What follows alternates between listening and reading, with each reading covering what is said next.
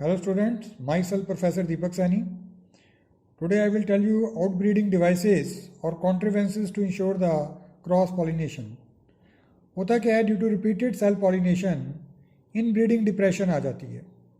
Inbreeding depression का मतलब क्या होता है कि कई बार ड्यू टू रिपीटेड सेल्फिंग से, due to repeated self pollination से क्या होता है कि जो रिसेसिव जीन्स हैं वो होमोजाइगस कंडीशन में आ जाती हैं और वो अपने आप को एक्सप्रेस कर जाती हैं, जिससे वो प्लांट को इन्फीरियर कर देती हैं. उसके प्लांट की जो क्वालिटी है, उसकी क्वांटिटी है, उसको कम कर देती हैं. तो इसलिए जो प्लांट्स हैं, कुछ प्लांट्स ऐसे होते हैं जिनके अंदर कुछ ऐसे डिवाइसेस होती हैं कि वो सेल्फ पॉलिनेशन कर ही नहीं पाते. जैसे आपने पिछले लेक्चर में देखा था कि कुछ प्लांट के पास ऐसे डिवाइसेस होते हैं कि वो उसको प्रमोट ही करेंगे कि सेल्फ पॉलिनेशन को. लेकिन कुछ ऐसे भी प्लांट्स हैं जिनमें they have certain type of mechanism which will promote the cross pollination, not the self pollination. वो हम कौन कौन से डिवाइसेस हैं, कौन कौन से मैकेनिज्म हैं, उसके बारे में हम देखेंगे. पहली चीज़ आती है डाइक्लाइनिंग. डाइक्लाइनिंग का मतलब होता है unisexual. Either the flower will be unisexual और the plant will be unisexual. अगर तो देखो, सेल्फ पॉलिनेशन के लिए जो सबसे बड़ी चीज़ क्या थी कि the plant flower should be perfect and there should be a synchrony in the release of pollens and the maturation of the carpel. ये एक सबसे बड़ी कंडीशन थी फॉर द ऑटोगैमी. अगर फ्लावर ही यूनिसेक्सुअल होगा, अगर फ्लावर में यहाँ स्टेमन्स होंगे या मेल फ्लावर होगा या कार्पल होंगे, फीमेल फ्लावर ही होगा, तो ऑब्वियसली वो सेल्फ पॉलिनेशन तो मतलब ही नहीं कभी हो सके. ठीक है. तो उसने ये कहा कि कुछ में जो फ्लावर्स होते हैं वो यूनिसेक्सुअल होते हैं, चाहे प्लांट जो है वो मोनोशियस होता है. जैसे कैस्टर की मैं बात करता हूँ, मेज की मैं बात करता हूँ. चाहे वो प्लांट जो है मोनोशियस है लेकिन उसके अंदर जो फ्लावर होते हैं वो यूनिसेक्सुअल होते हैं, इसलिए there is no chance of the self pollination is there. अब जिनमें, जैसे ये एग्जांपल जो मैंने ली है कि जिसमें plant is monoecious but flower is dioecious, this is a female flower and this is the male flower. अब सेल्फ पॉलिनेशन तो हो ही नहीं सकती नहीं भाई, क्योंकि ये तो फ्लावर ही परफेक्ट नहीं है. तो there can be a transfer of pollen from this flower to the this flower as this flowers belongs to the same plant, they are genetically similar. तो हम कह सकते हैं monoecious plant but dioecious flower, monoecious plant या unisexual flower. मैंने कहा है कि हम बेसिकली डाइशियस की जगह यूनिसेक्सुअल टर्म यूज़ करते हैं for flower. Monoecious plant but unisexual जो फ्लावर होगा, ठीक है, मोनोशियस प्लांट होगा पर यूनिसेक्सुअल फ्लावर होंगे, ठीक है ना. They prevent the autogamy but they can not prevent the geitonogamy. इनमें ऑटोगैमी तो नहीं होगी लेकिन ज्यूटोनोगैमी हो जाएगी. लेकिन कुछ ऐसे प्लांट्स होते हैं जो कि प्लांट ही डाइशियस होते हैं. The plant are dioecious are there, जैसे मलबरी हो गया, पपैया हो गया, ठीक है. ये एक प्लांट है जो कि मेल प्लांट कह दिया, ये कह दिया फीमेल प्लांट कह दिया. ये प्लांट जेनेटिकली डिफरेंट है. इनमें ऑटोगैमी भी नहीं होगी और ज्यूटोनोगैमी भी नहीं होगी. ये मैंने आपको बता चुका हूँ कि ये एक एनसीईआरटी के एक बड़ी इंपॉर्टेंट लाइन है. तो वहाँ पे क्वेश्चन आ जाता है कि द डाइसी, ठीक है ना, मतलब ये जैसे उसने लिखा हुआ है, dicey condition will prevent both autogamy and deutonogamy is there. There is also one question, ठीक है, there is also one question here. I will show you that question कि जिसमें both autogamy and deutonogamy is, ये देखो, ये this question comes in the NEET. Dioicy in the flowering plant, dioicy in the flower. What does dioicy mean? Here what does dioicy mean? This is a straight line taken from the NCERT. That is the dioicy. This is the dioicy. Dioicy here mean कि male plant and female plant is there. Plant is unisexual. Plant is जिसको हम कहते हैं dioecious, ठीक है. Dioicy आ गया. In flowering plant prevent both, क्या होगा, both autogamy and deutonogamy is there. इसमें तो सिर्फ xenogamy होगी इसमें, जब क्योंकि ये एक अलग जीनोटाइप का है, ये अलग जीनोटाइप का है, तो between the two different genetically different plant, तो इसको हम जीनोगैमी ही कहेंगे.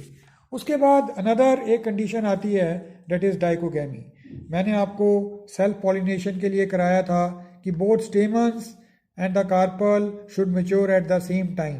There should be synchronization in the release of the pollens and the receptivity of the stigma. लेकिन कुछ ऐसे प्लांट्स होते हैं जिनमें कईयों में स्टेमन्स पहले डेवलप हो जाता है, कार्पल डेवलप नहीं होता, तो उसमें भी फिर सेल्फ पॉलिनेशन नहीं हो सकेगी, उसको हम बोल देते हैं प्रोटेंडरस कंडीशन. इसमें जो मेल फ्लावर हैं, ठीक है, क्योंकि सनफ्लावर में अगर हम देखेंगे कि जो स्टेमन्स हैं, सनफ्लावर में हम देखेंगे स्टेमन्स हैं वो पहले डेवलप हो जाते हैं, कार्पल डेवलप नहीं हुई होती. Same with the सेल्विया, same with the मेज़ में भी ऐसे ही होता है. मेज़ के अंदर ठीक है प्लांट तो मोनोशियस है, लेकिन जो टैसल होता है वो पहले डेवलप होता है और कॉप बाद में डेवलप होती है, जो फीमेल फ्लावर जिसको आप कहते हो, तो इसलिए उसमें भी क्रॉस पॉलिनेशन होती है, मैं बता चुका हूँ. कुछ ऐसे प्लांट्स होते हैं जिनके अंदर कार्पल पहले मेच्योर हो जाती है, लेकिन उस प्लांट के अंदर जो उस प्लांट के फ्लावर के अंदर कार्पल पहले मेच्योर हो जाती है लेकिन स्टेमन बाद में मेच्योर होता है. तो ऑब्वियसली जब तक स्टेमन्स मेच्योर होने होते हैं तब तक कार्पल ख़त्म हो चुकी होती है, तो इसके अंदर भी एक तरह से क्रॉस पॉलिनेशन ही होगी. ठीक है, जैसे मैं आपको इसमें बता रहा हूँ, ये सपोज कोई एक ये मैंने फ्लावर लिया, this is the flower is there, this is stigma, style and ovary is there, this is the stamens are there. ठीक है, तो ये प्लांट लगा हुआ है कोई, ये this is a plant is there. ठीक है, ये कोई, अब यहाँ पे ये the stigma is ready, but here the जो एंथर लोब हैं उसमें अभी पोलन्स आर नॉट मैच्योर्ड. तो बाई चांस कोई दूसरा प्लांट लगा होगा, ठीक है, नियर बाई, ठीक है, उसके यहाँ पे स्टेमन्स मैच्योर हो चुके होंगे, ठीक है, तो उसके by pollen grains by wind और बाई एनी एजेंसी इसके पास आएंगे और पॉलिनेशन कर जाएंगे, तो सेल्फ पॉलिनेशन प्रिवेंट होगी. क्यों? इसके अंदर कार्पल पहले मैच्योर होगी, स्टेमन्स अभी मैच्योर नहीं थे. तो उस कंडीशन को हम बोल देते हैं प्रोटोगाइनी का भी नाम दिया जाता है. ठीक है ना, प्रोटो का मतलब होता है पहले, गाइनी का मतलब होता है गाइनीशियम, कि गाइनीशियम का पहले डेवलप हो जाना. तो that is seen in the case of Mirabilis, jalapa, Gloriosa and प्लेंटागो.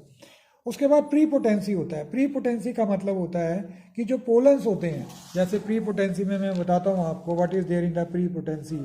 ठीक है ना, ये जो this is stigma, style and ovary and this one is the stamens. ये जो पोलन ग्रेन है इसके अगर गिरते हैं तो अपने स्टिग्मा के ऊपर इतने जर्मिनेट ही नहीं करेंगे, मतलब अपने पे बड़े स्लो जर्मिनेट करते हैं या करते ही नहीं हैं. हाँ, किसी नेबरिंग फ्लावर पे गिर जाएं, यही पोलन ग्रेन किसी नेबरिंग फ्लावर पे गिर जाएं तो उसके ऊपर वो बड़ी तेज़ी से जर्मिनेट करते हैं. ठीक है ना, तो उसको बोलते हैं prepotency is there. pollen grain of another flower germinate more rapidly over the stigma than the pollen grain of the same flower, like in the case of apple and the case of grapes. उसके बाद self sterility आती है. जो self sterility है it is a genetic mechanism है. इसको मैं ऐसे समझाता हूँ. सपोज ये एक फ्लावर है, ठीक है ना, इसका ये दिस इज़ अ कार्पल, इनका जीनोटाइप है S1 एंड S2. ये हम अलील ले लो, अलील है, चलो अभी आपको अलील का नहीं पता तो आप इसको जीन्स ही समझिए. ठीक है ना, alleles are the form of a genes को बोलते हैं. तो S1 एंड S2 आ गया ये. ठीक है ना, अब स्टिग्मा के क्योंकि डिप्लॉयड S1 S2 दोनों जीन्स होगी, जो पोलन्स होगा उसके पास या तो पोलन ग्रेन बनेंगे S1 के बनेंगे या S2 के बनेंगे. ठीक है, क्योंकि पोलन हैप्लॉयड होते हैं. अगर इसके पोलन इसके ऊपर गिर जाएंगे तो वो जर्मिनेट ही नहीं करेंगे. क्यों? क्योंकि अगर जो S1 के, क्योंकि इस पोलन के ऊपर भी S1 की जीन्स है, इस स्टिग्मा के ऊपर भी S1 की जीन्स है, अगर दोनों की जीन्स सेम मैच करती होगी तो वो पोलन उसके ऊपर जर्मिनेट ही नहीं करते, क्योंकि उसके जो प्रोटीन्स होते हैं वो कंपैटिबल ही नहीं बन पाते. हाँ, एक दूसरा फ्लावर है, उसका जीनोटाइप मान लीजिए S3 एंड S4 है, इसके पोलन ग्रेन होंगे यहाँ S3 एंड S4.